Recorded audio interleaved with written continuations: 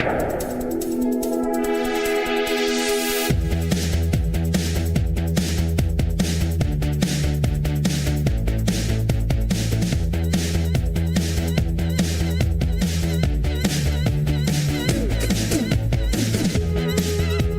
America, and good day to our friends around the world. That's right, it's Free Speech Friday here on Apolitical Talk Show. Welcome in. WRMN 1410 is the dial. That is 1410 on that AM dial, but don't forget to head on over to WRMN1410.com. That's where you can find all of the different ways to interact with us, be a part of the show, and jump in with your 2 cents. That's right, we allow you to get into the politics with us because most of those pundits that are out there just shout into the void and then read your comments angrily, probably before they go to bed and cry themselves to sleep, but that's okay. You're here with us here on Apolitical Talk Show. My name is Dennis Sonar Green. It is Free Speech Friday, so I bring on the Free Speech Friday panel. The first one, you've heard his voice on throughout the week. He's been doing a great job with us today and this week, interviewing all kinds of different candidates, preparing you for that primary ballot on March 17th. So, I mean, I've never voted drunk, so I wouldn't recommend it. Please vote first and then maybe go out for some libations. Because we want you clear-headed, and to help us with that, as always, is Mr. David Tease. Thank you very much, sir. Hello, everybody. How you doing? Appreciate you being here. We've also got 2 fantastic guests with us as well, just to go down the line, and we'll save the best for last. But in the middle there is Joseph Connell, Dundee Township 708 Mental Health Board. Joseph serves as the Dundee Township Board, which oversees the township-funded investments in local mental health and substance use services. His role, he helps review community needs, evaluate provider proposals, and support responsible use of public dollars to expand access to care. And, of course, sitting right next to Joseph is Dundee Township Supervisor Shefali Shah. Ms. Shaw is the supervisor of Dundee Township, responsible for helping guide township operations, services, and strategic priorities on behalf of residents. The supervisor's role, of course, that she does so well, connects people to essential support ranging from general assistance and senior services to coordination with partner agencies, while also leading budget planning and public communication. Thank you both for being here. Those are some impressive jobs you guys have. Thank you for having us. Thank you for having us. It's amazing what the people will trust us with, right? Is there. But I really appreciate you guys coming in, especially to talk about how, I mean, honestly, I don't want to put it in too much of a bad light, but you guys are operating on a skeleton crew over there as well. I mean, how do you find the hours and the time to come talk with us on the air? He made me. Oh. No, fair enough. But I appreciate you guys being Honesty. Here. That's great. So let's talk about the meetings in general. Here recently, you guys had a meeting to do a couple of different things. Of course, there was the mental health side of it. But you guys always do so many different things in the meetings because you only have so many of them. You have to get things and decisions pushed through just to move through there. So at the last meeting, you didn't have enough people. So for those of you out there playing at home, I believe that's called quorum. And so you guys didn't have enough that were there. Can you tell me a little bit about how the membership has kind of gotten to this point? Oh, I actually, there was no quorum because of me. Oh, okay. Just because there is no balance right now that I want. Mm-hmm. I want balance on the board, and right now there isn't. So if I just go to the meeting, mm-hmm. it's just pointless because they're going to shove everything down our throats. All right, they're going to raise the taxes. They're going to keep on new programs. So for me not going, I'm halting it right now. And this is a strategy. I'm stopping it. This is a strategy that even the national side of things, people were pushing for the Democrats to do. I mean, we saw Democrats flee to to Illinois, Illinois, yeah. to even start putting that process together. And so, I mean, it wasn't that you were late. It wasn't that you had No. a flat tire. It wasn't that There's a strategy right now. So I'm holding out. I want 2 people on the board that I think they're very educated for this position. And the board of the township side doesn't even want to hear it. So what they've said to me on the phone and in person is the word and that's not going to happen. I don't go for that. I had lunch with, or actually breakfast with our board member, our head chair, and we had a nice breakfast. And then she says it's not happening. She says, and my days are numbered at the end because they're not going to rehab me come back on because I'm not educated for it. And I think that's unfair. They're all taking money from somewhere, and they're changing the laws down in Springfield if it doesn't suit them, and that's not right. You don't change the game in the middle of it. Supervisor Shaw, let's talk about those positions. What are we expecting these 2 members to do? So the guidelines dictated by the state are pretty minimal. And what I mean by that is you just have to either have lived experience or you have to have some sort of experience in the community. I think everyone has had mental health in relation to mental health type scenarios in your life, okay? You must have felt some sort of mental torment on something in life, okay?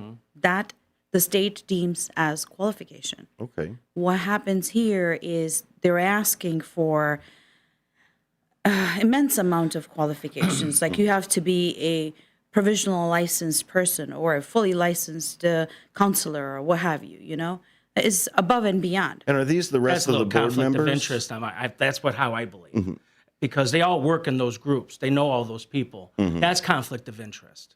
So you're stacking the deck. Do you think they're stacking the deck because they want somebody qualified in there and essentially it's a paper ceiling is what we're getting into it, even though the state's not putting one on there. Do you think that they're putting this paper ceiling on because they want to reserve the spot for their own people? Absolutely. Or do you think that they're putting it in there because that may be a better qualification for that position? Oh, absolutely. We did 3 interviews. 2 out of the 3 name dropped right away. Suzanne Ness. They all say they worked for her, so that means she's blessed to work for us? No, it does not.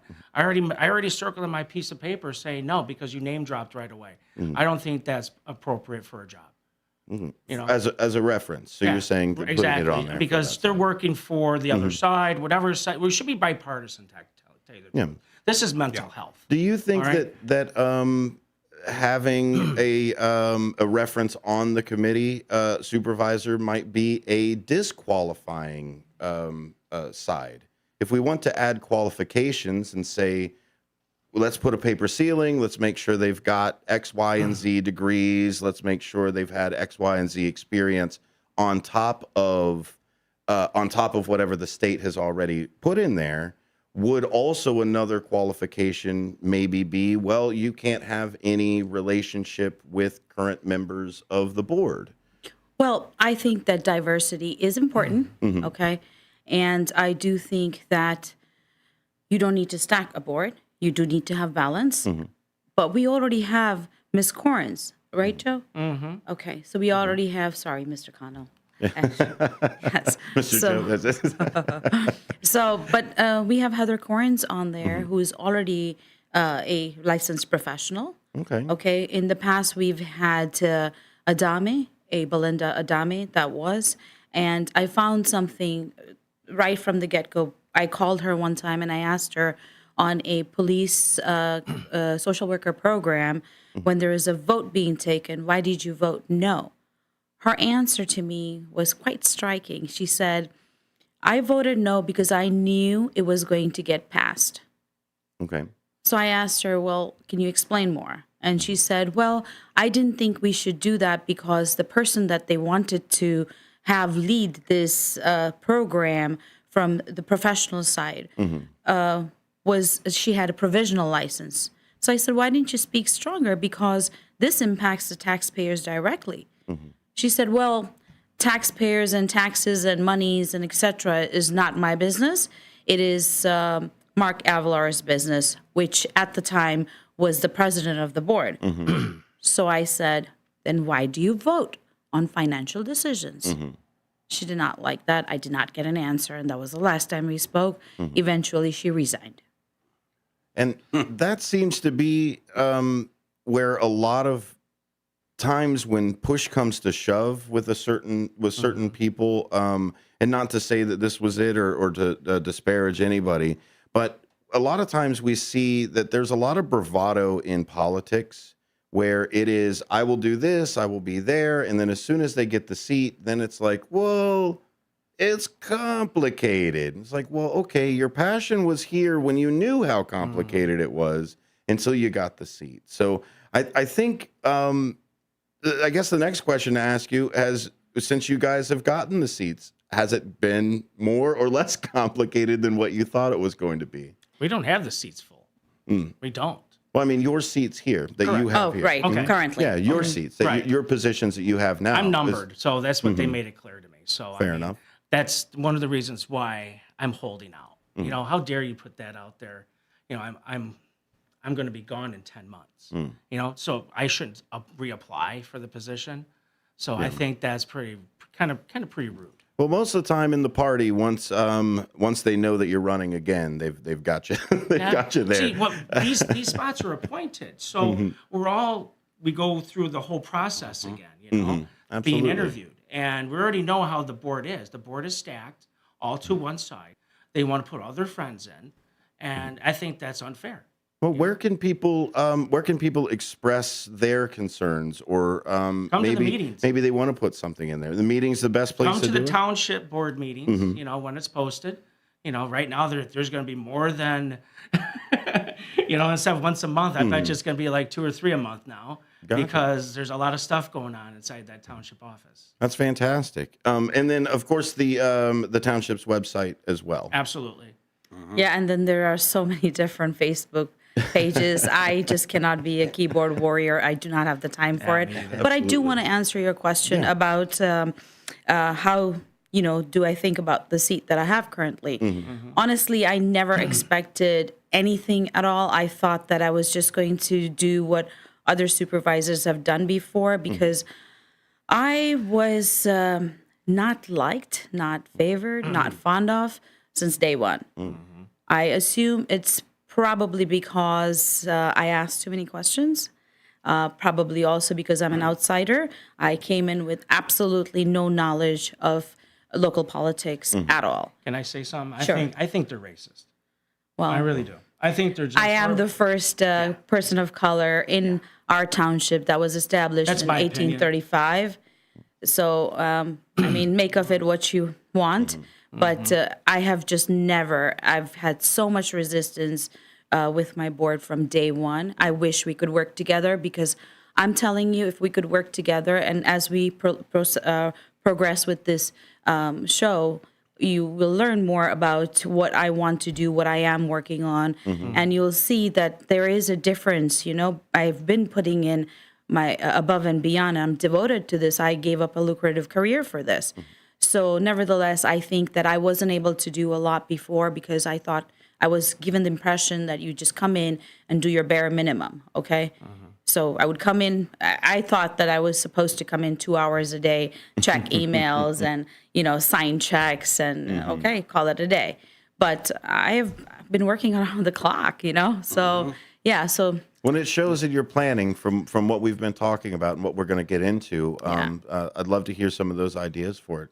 I think this is a witch hunt, totally, completely, because the other past supervisors, they never did this. This is an out-and-out witch hunt. They always work together. This board is a whole different board. It's a new board, and there's one ringleader, Sue Harney. She is actually pounding it down our throats, how it should be done, and it's not that way, you know? And it's an out-and-out witch hunt for this woman, for myself, and all for the people, for the mental health, too, you know? Let's see how we can do to make it smoother for everybody. Okay. Absolutely. Joe brought and up. I think bringing that up with Joe, the concerns coming to the meeting, like you said, show up and talk about it. Go ahead, Dave. That's what I was going to say, because Joe brought up a good point. Go to the meetings because people, maybe people don't understand that, like with the Elgin Township compared to Dundee Township, they got a mental health board and a senior board, but the mental health board is state funded, so they can raise your taxes, use levies to get more money, and it affects your wallet in Dundee Township. So that's why you should show up to meetings in Dundee when it's a mental health issue, because this does affect your taxes. So on our tax papers that we get every year, it doesn't say mental health on there. It's buried in the township section. They hide it for a reason. So they don't want to show us how much they're actually spending every year. So this needs to change also. This should have a separate line at the county level saying what the word is, or what it is, mental health, and how much we're spending. Exactly. And they're hiding it. And it starts over there at the treasurer, not the treasurer. Who does that? The assessor. The assessor, Yeah. yeah. The assessor. And the budget probably for the mental health in Dundee, probably what, 1.3 million, 1.2 million? Right. That's a lot of money. So actually what we spend for the mental health is $500,000. Okay. So $500,000, they want to raise it, every year, and we try to stop it. Right. And then all of a sudden we get a new chair, Sue Harney. She goes from we asked for 500 again, and she goes in front of her board. She asked for 810,000. 850. Yeah, and then they want to cut a deal for 710. This is not let's make a deal. Yeah, right. We just want 500 because we don't use the whole 500. Well, we have a tax objection currently. Absolutely. Because of that. Yeah. Yeah. So the past 3 years, if you do not utilize what you have levied, you will get a tax objection. We have 2/3 sitting, that was not used. We have massive reserves. So what would be the point? Yeah. Unless you wanted to buy buildings and have a fleet of vehicles and a whole department. I'm the real tax fighter right now. Well, in and our that's township. that's where government waste ends up being. Trust me, I was in the Navy. If you don't spend it, you don't get the same budget the next year. So I absolutely understand that aspect of it. And I think that's where a lot of people kind of forget that these budgets aren't set in stone. They aren't here to always be the end of everything. Right. It needs to be what needs to be for the moment. And that's why I want to get into the show for today. When we come back from the break, we're going to talk about Dundee Township Cemetery. We'll also talk about some of the emergency assistance that the budget actually goes towards as well. And maybe we'll touch on some open spaces. The game that I've got today, because of course we can't just sit here and talk all seriousness all the time. The game that we have for today are presidential quotes. I will give out a presidential quote and I will give out a fake presidential quote. And our panel will have to guess which one is which. Stick around. We've got more WRMN news coming up right after this.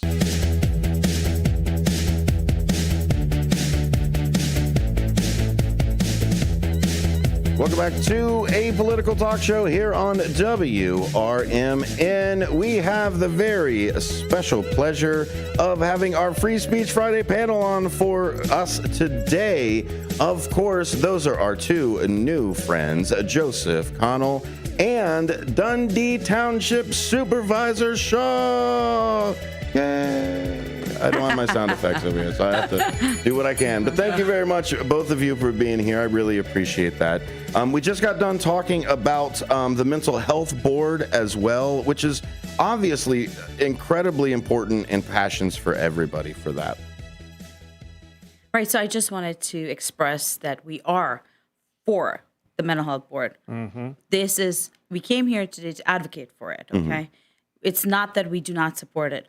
What I want to see is I want to increase services. I want to be able to spend more money, but I want it to be justified. I am a data-driven person. I want to see data. For example, the police social worker program, we could have done it 3 different ways. For example, one is through Carpentersville, one is through Kane County, and the other one could be through a third party, okay?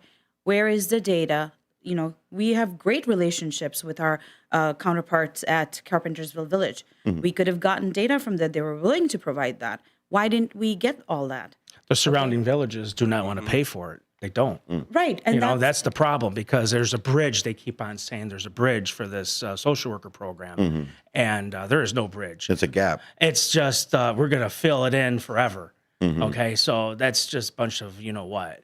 Yeah, but see, they decided their idea was we'll do it in phases. So in phase 1, let's say Sleepy Hollow, East Dundee, West Dundee. So you're gonna make carpenters will pay 3 times, once for the county, one for their program, and the other one for this. Okay, might as well just expand it. Let Dundee Township take over.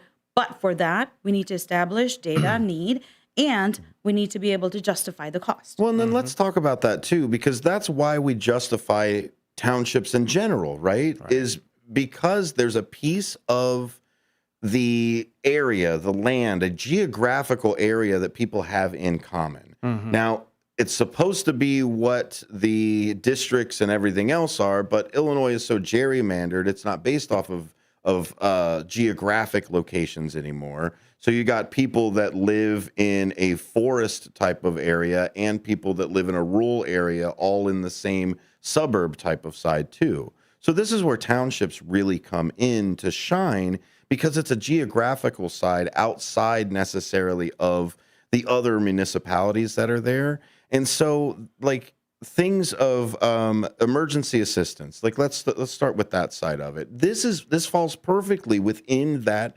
emergency assistance side. So actually, with the emergency assistance and GA, general assistance, I'm going to call it EAGA. I'm so used to it. That's okay. The sake of this conversation. So For those of you playing at home, right? yeah. So for EAGA, I really wanted to collaborate with the mental health board, and I think that those expertise come in handy. So I think that we can collaborate and we can save money that way and offer more services. Okay. So right now, where we are with EAGA is there was a couple years back, maybe about 3-4 years. I'm not sure exactly when, but there was a change in the law, which allows emergency and general assistance to be expanded, but it needs a board vote. Okay. Through that, you can do youth programs, senior programs, dental clinics, what have you. Okay? That sounds like a traditional COVID era law for it. Yeah. Right. And, our senator, who I look up to, Leader Castro, I think that she's one of those people, the forces behind that expansion. Nevertheless, so here's my problem. So recently we had a fire, okay, where 24 families were impacted, and this is Meadowdale Fire. And what happened here is we could not, see, when you have a fire, you lose all your documentation. You cannot apply. So in order for me, the burden of proof falls on me, the law actually allows a pathway where the burden of proof falls on the supervisor's EAGA program, where they will allow us to take reduced amount of documents, and we will go and verify. Like I said, the burden of proof is on us. We have to go do the verification. So essentially, you are, I guess, stepping in and saying, yes, based off of what we see already, we can kind of say they've lived here for so long. You're essentially vouching for them. We work with the, what is that called? The managers, building managers. Okay, so we work with them or mortgage companies and what have you. Okay, because they've got digital records and everything. But essentially, you're vouching for them so they can get this emergency assistance now, and then you'll follow back up with the proper. Correct. Paperwork. Without that, you cannot help your people. I know that there's been word out there on Facebook that the previous supervisor was so nice to go out there and hand out $250 gift cards. That's against the law. Yeah. I've actually checked with our council too. Like, why can't I do that? Okay. I'm always out there. What about my people? Okay. That's everywhere I'm going out there to network. It's always about what about my people. And I couldn't even do this bit. Okay. We had just 2 days ago, I believe, we had a Carpentersville fire again. We just sit there and watch. Yeah. And that's okay. So the board sees I am not a one policy person. I have a lot of departments, and I care about all of my people, not just the people who need help. I also think that improving quality of life for all the taxpayers is imperative. Well, and the data will tell you that, right? That's why you're a data-driven person, because that's where KPIs are, right? We want to see improvement based off of the decisions we make. I mean, Joe, when we get to a certain point where we're making decisions that affect multiple different municipalities, we're not looking at it to keep the status quo. We're looking at to make it better. Correct. And so even with some of the emergency assistance and even making it more diverse for the mental health board, do you see the decisions that the township is making as a whole towards that better or to maintain? Probably maintain. Well, I want to make it better. Okay. Great answer. Yes. Sorry, I backed you that's into a fine. bad one. No, Sorry. no, it's fine. I want to make things better because when we came in, we actually drafted a list of what happened in the past with EAGA. Okay. We found a lot of mistakes. In fact, I brought in a visual GA software program, and that eliminates a lot of errors. So we made a sheet of what was done in the past for 8 years. We found all of their mistakes. We want to do better. Yeah. Okay. We learned from that, and we got the program that actually spits out, beeps at you to tell you're doing something wrong. So go ahead, Joe. We're a startup board, tell you the truth. We're a startup board. So every time we come in there, it's a new thing. You know? Again, you're get shy it. people, too. Right. I get it that we want to do better. But every time we walk in there, we get blindsided with something new. I rather just let's have something smooth and truck along. And then maybe when we grow bigger, then we get better. Absolutely. You know, we're not doing that. What we're doing right now is we're just blowing the bank. And I think a lot of it is the skeleton crew that you guys are playing with too. More voices, more people that are in it, and that might That's help what I want on the board. So I want everybody full board so we can all sit there and discuss things like we used to do. When I first started that board, it was a full board. We didn't have the shenanigans that we have today. We worked together. We talked beforehand, after. We made a couple phone calls back and forth. We had lunch, and it's not like that anymore. It's just a big no. It's not happening. You got spoiled, Joe. What? You got spoiled. Oh, this group they're like sharks, man. They're sharks. And not in a good way. No, fair enough. No, what kind of shark is good? Hey, now, come on. You haven't seen Sharknado? No. That was an entertainment movie. No. Oh, my goodness. That ended up good neither. Sharknado wasn't a good movie. Well, I want to, before we go to our final break for it, before we play our game, there is one other thing that I want to touch on, and that is the cemetery. Yes. The cemetery, I have heard, is one of the most popular places. People are dying to get in. You're next. Come see us. I got a couple people I'm thinking about right now. So that's what I mean. So what are the plans? What is happening right now? All right. So we have been able to secure the $500,000 grant from the state.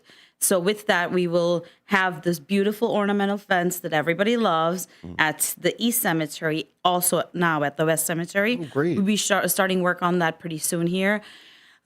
We are working on presenting on an expansion. So we've already gotten the blessing to move forward with.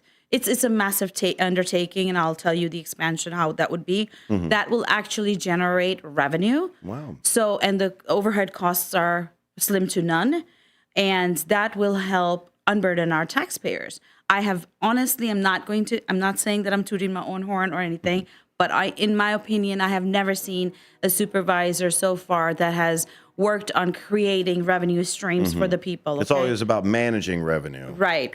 I also brought in a recycling program, which, can you believe, a board member actually voted against? Okay, so the state, I believe, the Kane County has a program that is grant funded. Again, this is my opinion, and they still charge our people. Whereas our program is free. It's once a month.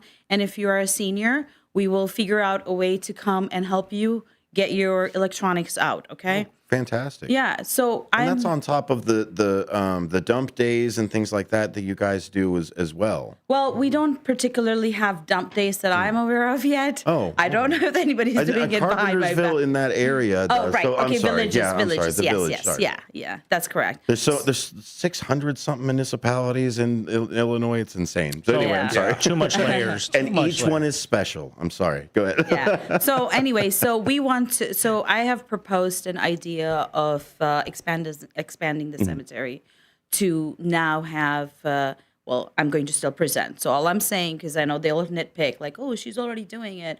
I am not. There are laws. You can't just go ahead and do things, okay? Oh, good. Thank you. Yeah. More people need to be reminded of that. Yes. So we want to have a pet cemetery, and we want to have a green burial site, just the way Jesus was buried in a shroud. You can either be buried in a shroud, a pine casket, or a wicker. Wow. Okay, and it's natural. Okay, so the way we are going to start is we're going to start from back up from our north side. So then, in case for whatever reason, if we're not doing that great, then we can expand the traditional side versus those. Okay, And meet in the middle. right. But this will enable cemeteries to not go obsolete, because right now you have an expiration date on cemeteries. These green burial sites they decompose completely. And the deeds, when you sell them, it's up to you to give them either 35 years or 50 years or what have you. Let's say if it's 50 years, you can reuse that. And people who are environmental enthusiasts and what have you would probably not mind it. Yeah. Yeah, and then you can have a memorial wall so you can still visit your loved ones and what have you. But it is going to generate, and our overhead costs right now we're looking at is anywhere between 13 to 16 or maybe 15,000. Wow. So when have you ever expanded your business to that magnitude and had that type of an overhead cost? Absolutely. You know, and the service. Right, and it provides service to our people. Correct. So yeah, the town, the naysayers right now will say she cares more about the pet cemetery, but it is a revenue generating stream. And I have more departments than just mental health board, and I care about people and giving them more services. Why else are you there if you're just doing the bare minimum? And I've met pet people before that love their pets more than they love everybody else, the real people. So maybe your focus is right. Yeah, and we also looked at something else. I don't know if you've ever looked up, but you can look it up on Facebook. There is something called a resin headstone, okay? So it's not something that is going to last forever because resin, I believe, turns yellow. I am not crafty in that manner. But you can put flowers and what have you and sell them from anywhere between $150 to $350 for your loved one, and that can last them for about 2-3 years at least. That is my understanding. And this, like I said, revenue generating streams. Why wouldn't you want your business to grow and unburden the taxpayers if you could? Absolutely. So, yeah. Well, thanks for jumping into that. I wish I had some time to talk about the open spaces, but that just means we'll have to bring you guys back over. My favorite thing. Oh, well, but that will be leaving us time with our game, our Free Speech Friday game. We've got quotes from Ronald Reagan, George W. Bush, the other George W. Bush quote that everybody knows, and a few other ones here and there. Stick around. We've got more Apolitical Talk Show coming up after this.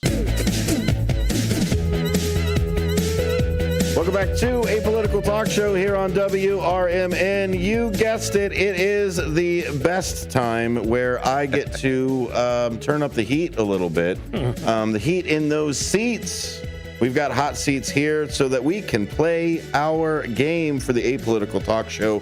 Free Speech Friday. This is a classic. We've brought this game before, but I'm going to mix up the quotes a little bit because Dave's heard these before. You've all heard these quotes before. I'm just reminding you of them, right? That's it. All of the things that we talk about here, all the civics that we talk about, all of the what does the Third Amendment have to do with anything, stuff that we talk about around here. I'm just reminding you what that boring old teacher told you at the front of the class. That's it. You guys have all heard this before. I'm just reminding you. So today's game is going to be presidential quotes. I'm going to give you a presidential quote. You are going to tell me which ones are fake and which ones are real. If you want to, we could play for bonus points of the president, or I can give you those presidents as well.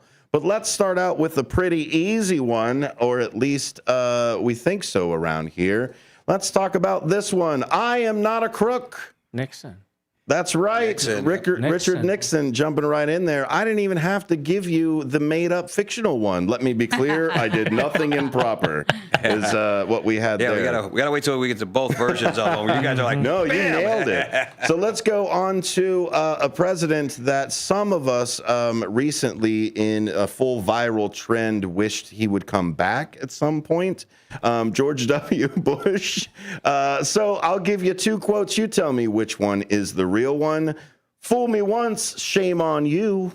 Fool me, you can't get fooled again. Or fool me once, that's on you. Fool me twice, well, I'm not going to let that happen. I think the first one. I say the second one. It's the second one, I believe. The first one, fool me once, shame on you. Fool me, you can't get fooled rigged. again. It's rigged. George W. Bush. That's from the White House It's rigged for the archives as Democrat. well. That's You said you weren't going to do too good on that. There you go. That's okay. We've got a few other ones over here. So let's get to this one. Harry S. Truman, not to be confused with any of the other Trumans. If you can't stand the heat, get out of the kitchen, or if the pressure's too much, step out of the room. This comes from the Truman Library. I say 2.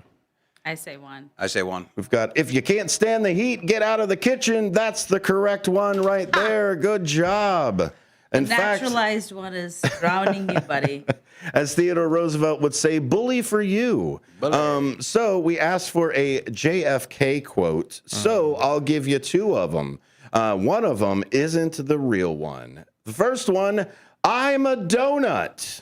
The second one, Ike Ben in Berliner. Wait, what? What's the second one? JFK, Ich bin ein Berliner. Maybe the second one? Yes. right, 2. Ich bin ein Berliner was a quote that JFK said in Germany because he wanted to say, I am a person from Berlin. Although in the English translation of Ich bin ein Berliner actually means I am a jelly donut. Was he president at that time? He was. You sure wasn't during the primary? Okay, let's get into a definitely controversial figure who said one of these 2 things. My fellow Americans, I'm pleased to tell you today that I've signed legislation that will outlaw Russia forever. We begin bombing in 5 minutes. Or, good news, I just signed a bill to ban Mondays. Enforcement begins in 10 minutes. That was Ronald Reagan. And which one did he say? Number 1. Number 1, that's right. Yep. During a sound check in 1984, Ronald Reagan was messing around, and they caught that on there. DEFCON 4. What happened right away? Yeah. We went to DEFCON 4. Right away. He Yes. said specifically, as he was, I'm sure, tapping his papers, my fellow Americans, I'm pleased to tell you today that I've signed legislation that will outlaw Russia forever. We begin bombing in 5 minutes. Yeah. You could read on that from the National Portrait Gallery is where we've got that. Ronald Wilson Reagan, Humor in the Highest Office was a great read that we pulled that from. So let's see if we can find another one over here. Oh, you know what? Let's go back to our good buddy George W. because he said some great things on top of almost being assassinated by a pretzel. We have filters on. It was a shoe. Well, he was thrown with a shoe, but he also choked on And a pretzel during the had Super to- Bowl. and had to get the Heimlich Right. He cut his maneuver. eye open or something. Remember that? Oh yeah, he was golf. Oh, the other one I love, and this is not I put in here. He said something along the lines of and we'll get that done in Congress. Now watch me hit this drive, and then, boom, nailed it. I see I why met that. I people. met him. Really? Yeah, I have. I see why people would want him to come back, but again, 3rd term. Sorry, can't do it. This one here, we have filters on internets where public money is spent, or we're going to secure the Wi-Fis and maybe also the Wi-Fives if we can find them. He said the first one. He definitely said the first one. We can have filters on internets where public money is spent. Who said that? George W. Bush. Really? In a debate in 2000, October 17th. We just got Wi-Fi too at that time because of Al Gore. You probably had it. That was a good one. There you go. Oh, my He invented goodness. the internet. That's funny. Let me see here. How about Jimmy Carter? I have lusted in my heart for many women who are not my wife. Or, like anyone, I've had thoughts I'm not proud of. Pure, innocent Jimmy Carter said those things? Two. Second one. Two. Second one. He There's said. no way. The first one or the second? I'll give it to you Second. again. Second one Okay. he said. We've got, I have lusted in my heart for many women who are not my wife. Or did Jimmy Carter say, like anyone, I've had thoughts I'm not proud of? Two. Second. Two? two. We do want to remember Jimmy a little bit better, but nope. Oh. No way. Yes. I believe it was the 1976 presidential election. Can you play he that clip? Said that in there. I'll have to find it. Yeah. Oh my goodness. Yeah. So he was essentially admitting that side. So yeah, Jimmy Carter, right? Bet his wife didn't like that. Wow. He was a real JFK. You love this. Was he related to Bill Clinton there? Oh, possibly. Hey, before we go, I've got one more for you. It's the current president. Did he say, I know words, I have the best words? Or did he say, I'm very good with language? People tell me that all the time. Although he probably said both of those things. I was about to say that, but I'm going with two. I'm going to two, too. Yeah. No, one is definitely also there. It's one. Yeah, he said one Okay. in a rally in 2015. He said, I know words, I have the best words. Okay. So I win the Starbucks gift card? Yeah, I think so. Yeah, that's it. Before we go, let's talk about the meetings now. Where can we go? What can we do? How do we get involved with the Dundee Township? Please go to our website, or I will start actually posting, because we will, they took away my powers recently. You should call us back. We have a lot to talk more about. Okay. So I think I will do my best. I'm understaffed also to post them on our Facebook page so people can get access to that quickly. But you said the 18th, I think, was the 18th, next. 7 p.m. is the next one. Perfect. And that's over at the Township Hall. 611 East Main Street in East Dundee. 611 East Main Street, East Dundee is where you go, and also the East Dundee website or the Dundee Township. Dundee Township website. Dundee Township website. That's the one to go. And so, what do you guys envision for the remainder of your terms? Let's just talk at least in what you can control for what you've got now. Is there something or a main goal that you really want to get done? What is your main focus? My main focus is we should actually sit down and work things out like we should be doing, because we're not. We're actually fighting with each other. Everybody's a keyboard warrior right now. If I really want to go to bed upset, I look at my Facebook, but I shut my phone off now. I don't need to hear it. It's crazy. I would like to work with people here and not to be sworn at. So that's how I am. Supervisors, good.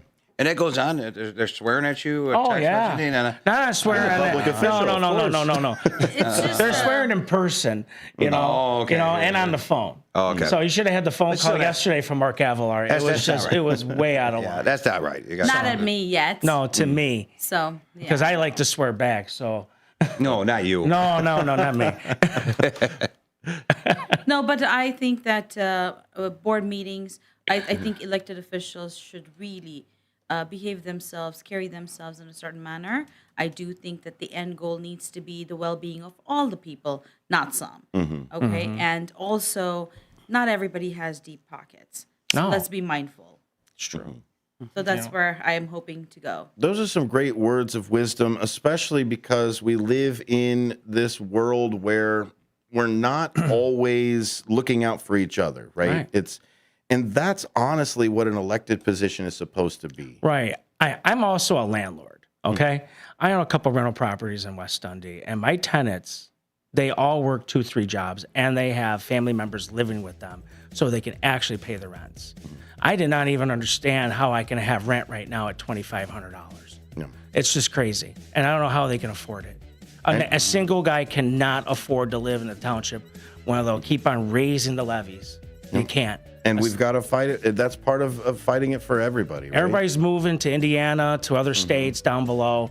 You know, it's U-Haul is the business of the very busy business for Illinois, I tell you.